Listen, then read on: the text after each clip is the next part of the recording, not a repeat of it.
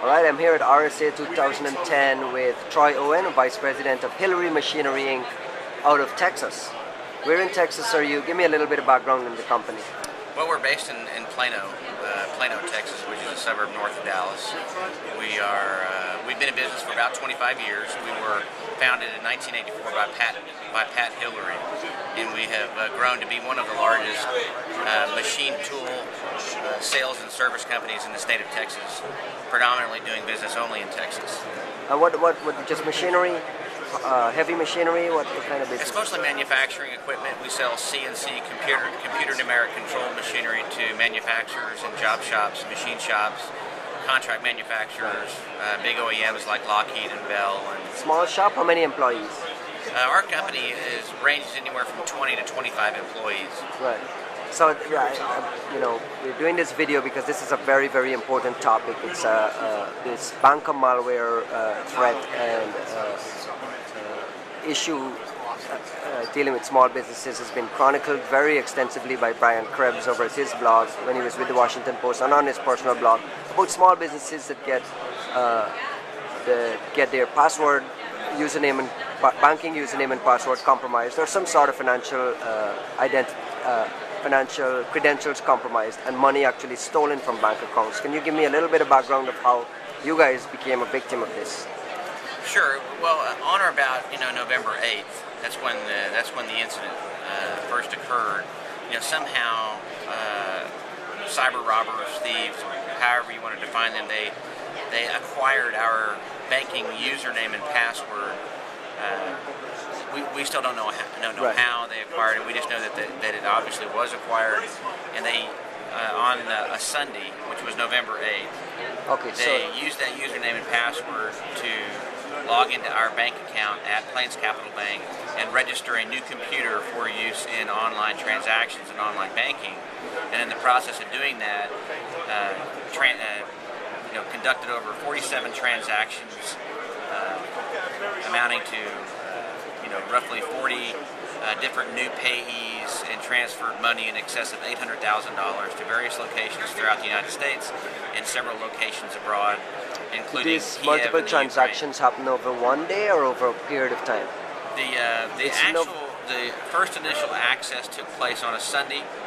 The transactions were conducted on a Monday and then a Tuesday, and then the criminals must have known what they were doing, because on a Wednesday, which is a banking day here in the U.S., was actually a Wednesday, was Veterans Day here in the U.S., but not a banking day overseas. So they used that day to their advantage, obviously, because we could not respond that quickly, or our banks could not respond that quickly. And over the course of those 2 days, $800,000 worth of transmissions to multiple payees. That's correct. Who turned out to be money mules who were just transferring the... There were multiple ACH transactions, of smaller amounts, multiples, but there were several larger transactions, close to $100,000 each, that were wire transferred to banks in Kiev in the Ukraine and Moscow, Russia. And what subsequently happened? Because this is an important part of the story. Is your bank sued? Well, sure. you put in. I assume you put in a claim to the bank, or that's correct. In the course of the bank, the bank worked. I have to give the bank credit on this respect that they did work diligently to recover some $600,000 of our lost money. They were able to stop those transactions before they were dispersed. However, the earlier transactions that occurred, they were not able to get stopped or reversed before they were dispersed to the criminals. And then when we went to the bank and asked for that money to be returned to our bank account, the bank said that they weren't responsible for that. So we hired an attorney. The attorney sent a demand letter to the bank demanding that the money be returned to our accounts. In the course of waiting for the bank to respond to that letter, the bank filed a preemptive lawsuit on December 31st, 2009, essentially asking the courts for a declaratory judgment that their systems were commercially reasonable, their security systems were commercially reasonable, and they didn't have to pay us back. So where are we now? Well, in the process of... we had 20 days to respond to that lawsuit, in which we did. We filed our answer to that lawsuit, disputing their claims, and then we filed our own counterclaim with our own pleadings in the court as well. There's a bigger issue here at stake around how around the whole banking industry and how they react to their level of liability in some of these issues. And this is something you want to raise awareness of. Well, sure. Yeah, I mean, at this point, we've lost $230,000 and then some, obviously, enough with attorney's fees and loss of productivity and things of that nature. But whether or not we get that money back is going to be up to the courts. Mm-hmm. So we have a legal battle taking place. But we've lost the money. We don't know if we're going to get it back. But we were blindsided by this. We weren't. I would say we just weren't aware that most of the responsibility to protect our money while it sat in a bank was our responsibility. And so we weren't advised of that. And I believe that most small businesses like myself, we think that that banks, we expect the banks to have a common law responsibility to protect their customer.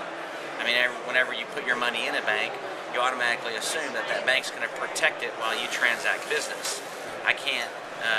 The bank can't expect me to know anything about bank security any more than I can expect them to know something about machinery. And so, and the more and more small businesses we talk to every day believe the same thing. And so what we're trying to do is raise awareness, and I'm trying to raise awareness. We have others that are in our corner that are trying to raise awareness on Capitol Hill. We're trying to raise awareness in the press, to try to get the word out to small businesses that don't make that assumption. Right, and this is a big problem. I mean, that's correct. Your company is just one of. We're just one, and we were just. And there are a lot of companies not even coming forward to say that they've had this type of losses or Brian compromise. Krebs reports for every one case that he reports on, there's roughly 5 cases that go unreported, and for even some of the cases that are able to report, no one goes on the record. No one goes on the record for one reason or another. They don't want their case publicized because they don't want their customers losing faith in them or confidence in them. And we've had to preserve a lot of trust ourselves, in our employees and our customers. But the main thing is that with only 1/5 of the cases being reported, it's a much bigger issue. You have a national security issue here too, because you have literally hundreds of millions of dollars being stolen from small businesses and being sent overseas to Eastern Europe to finance who knows what against the U.S. Plus, you have a jobs issue here, because me as a small business, being hit for $250,000, although I was strong enough that it didn't sink us, it certainly put off some hiring plans. I could have hired 2 or 3 people in that amount of time, but I've had to put those plans off. Right, so there's a macroeconomic issue here as well. All right, well, good luck with the case, and I hope we, get some sort of final judgment one way or the other. Well, we hope to be made whole, but, the main thing right now is that we get the word out. Thank you very much. Thank you.